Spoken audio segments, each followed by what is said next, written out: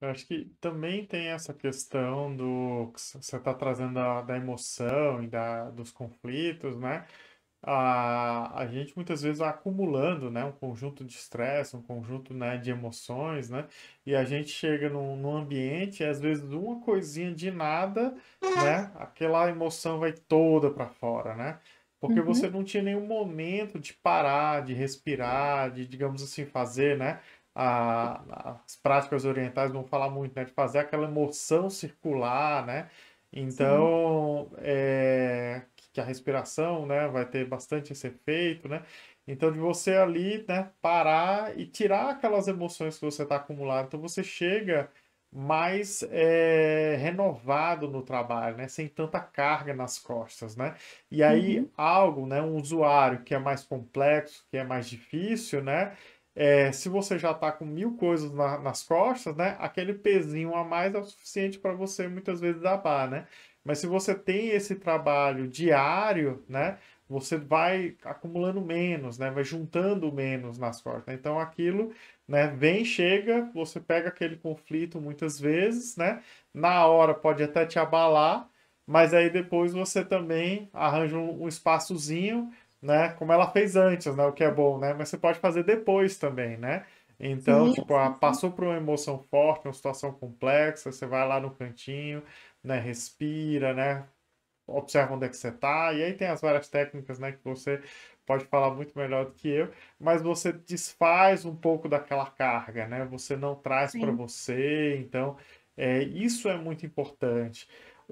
E aí, só para dar um exemplo, e aí eu quero que você fale um pouco da experiência, né, que vocês estão tendo na UERJ, né, falar um pouco do projeto e desse espaço de formação, mas só como exemplo, o pessoal do INCA, né, do Hospital Nacional do Instituto Nacional de Câncer, né, começou a fazer grupo de mindfulness, né, para os profissionais, né, como objeto de cuidado, né, porque são profissionais que estão numa situação super complexa, né, de pacientes, né, com câncer, muitos câncer em estado terminal, né, a família que acompanha, né, esse paciente tem um nível de desgaste emocional, né, é um momento de despedida, é um momento de sofrimento muitas vezes, é um momento de não aceitação. Então são cargas emocionais muito complexas, né? E os profissionais que estão ali, eles lidam com aquilo o tempo todo, né? Então tem uma hora que o profissional, tipo, né, se isola emocionalmente daquilo porque já não aguenta mais, né? E aí você vê profissionais, né, que se afastam do trabalho, profissionais que acabam que não se relacionam bem com os outros, né? Que não tem nem vontade de ir para aquele ambiente, né? Então já cria uma rejeição. Tudo isso são sinônimos, né, do burnout, né?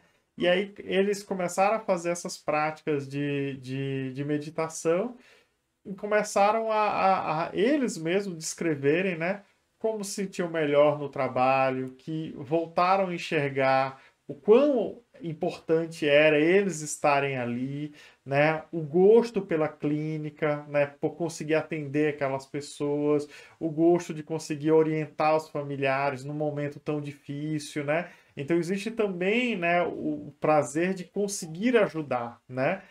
Uhum, E até melhorando a relação com os outros colegas de trabalho. Olha que coisa, que experiência fantástica, né?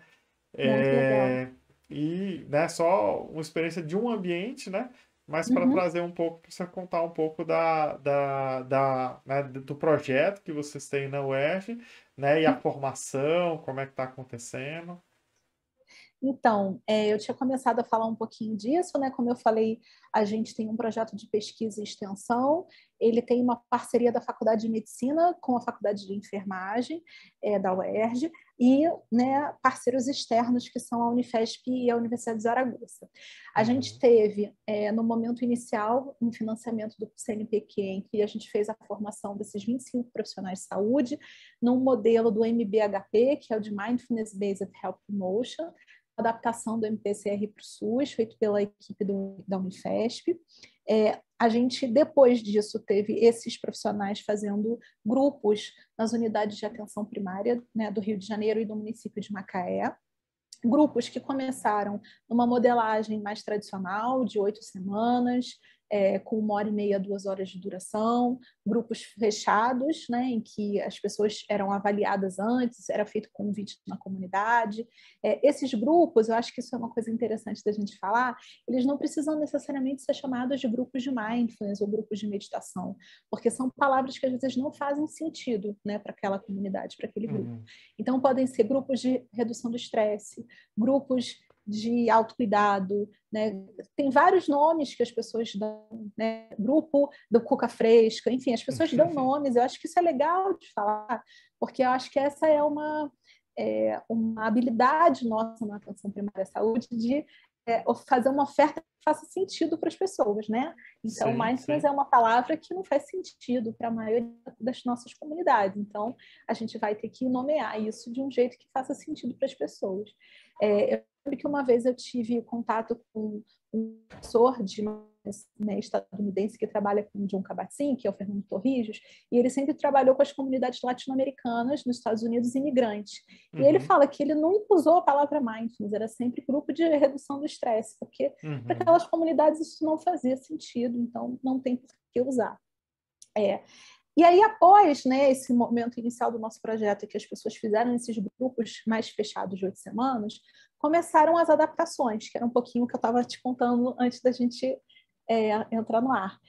Que, assim, a gente sabe que a realidade da atenção primária ela é diversa, né? Então, a gente aqui no Rio tem realidades que a gente chama de asfalto, de morro, unidades que são com pessoas, né, de diferentes condições, e que, a partir dali, esses profissionais, na sua maioria profissionais do NASF, né, da psicologia ou da fisioterapia, eles se adaptaram às suas necessidades. Então, os grupos passaram a ser incorporados, então a pessoa incorporava práticas de mindfulness, terapia comunitária integrativa que ela fazia, então ela fazia práticas antes, ao final e ao começar.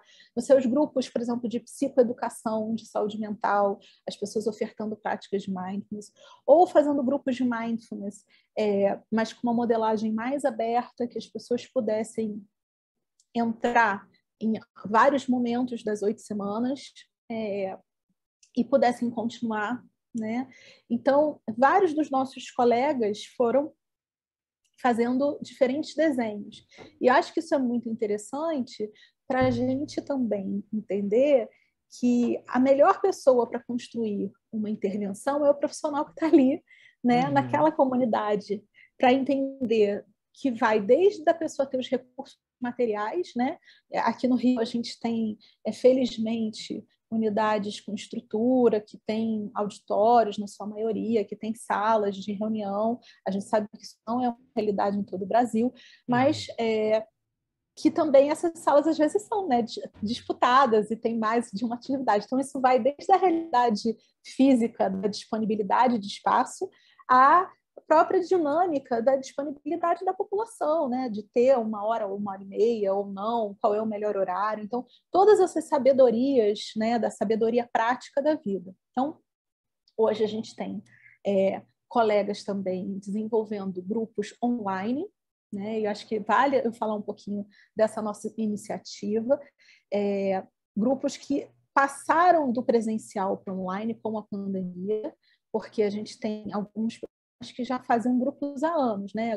Grupos quase que perenes na unidade, e que aí, quando começou a pandemia, todas as atividades coletivas foram suspensas, né? Naturalmente, mas as pessoas continuavam tendo as suas demandas, as pessoas em grande sofrimento, né, emocional, sofrimento mental, luto, todas as inseguranças ali daquele início da pandemia.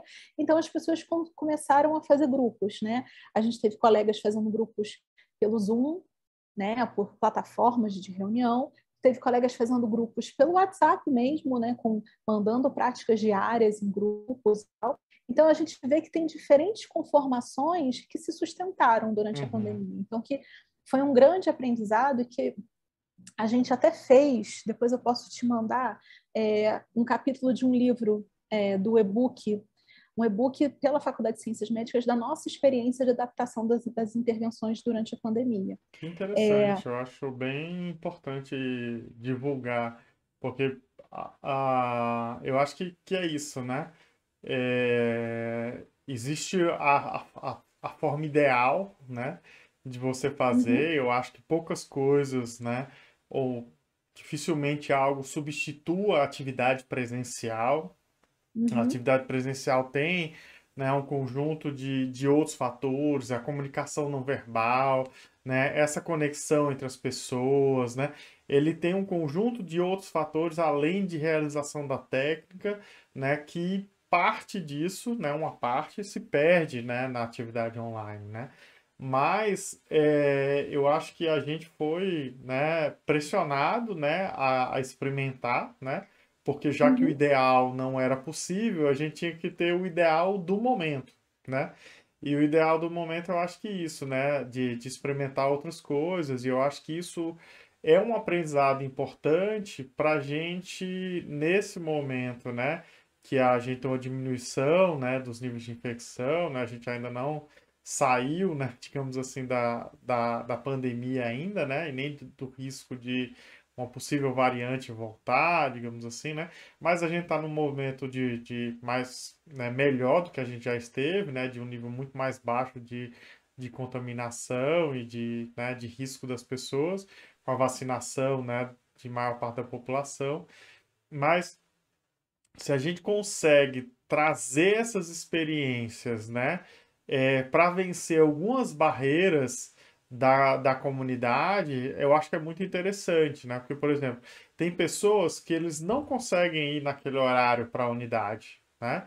Então, será que essa atividade, né, por WhatsApp, né, que está longe de ser o ideal, mas ele pode ser o possível e já trazer, né, muitas contribuições para aquelas pessoas que estão acompanhando aquele grupo, né? Então, assim, eu acho que é uma reflexão importante, né, isso. E aí, para dar um outro exemplo, o município de São Salvador, né, tinha um grupo de atividade física, né? E aí, uhum, por causa da pandemia também, eles pararam, mas continuaram fazendo as orientações via grupo de WhatsApp, acompanhando, dando orientação alimentar, dando orientação, né, sobre atividade física, inclusive fazendo metas semanais para as pessoas, né? Ó, gente, né? Nesse mês vamos fazer tanto. E o pessoal acompanhava, usava o grupo de WhatsApp como troca, né, de motivação, né? E é uma experiência bem interessante, né, que foi acompanhado pelo Ideia SUS, né, da Fiocruz.